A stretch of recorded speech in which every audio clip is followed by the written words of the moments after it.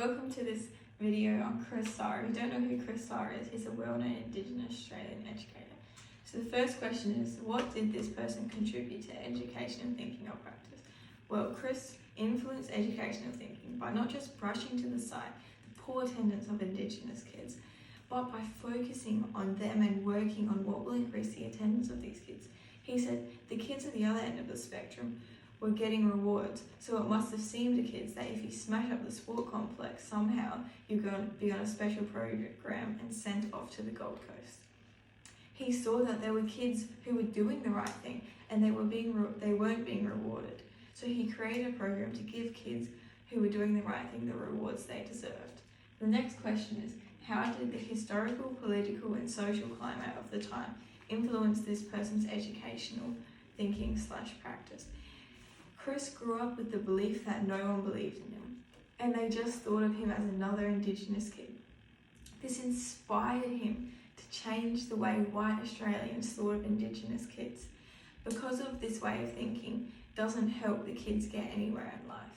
Chris Sarra states that for a very long time that there has been a lack in wanting to help Indigenous children with their education. He quotes, "There was a lack of political will in terms of delivering quality education to Indigenous children. This lack motivated him to change for others to become open-minded at what Indigenous children could achieve." The next question is, what is significant about their contribution? Well, growing up surrounded by racism, it made it clear to Chris Sarra that he wanted to change this for the future generations to come. After becoming principal at Cherbourg, it was clear to him what the problem was. If a change was to occur, teachers had to start believing in Indigenous children and they had to start believing in themselves. Okay, the next question is, in what ways is their work relevant in Australian education today? Today in Australia, there are higher rates of Indigenous children attending schools. After departing with Cherbourg, Dr. Sarra said, "I was very confident and very comfortable with Cherbourg. Will never return to the way it was before when I first inherited the school."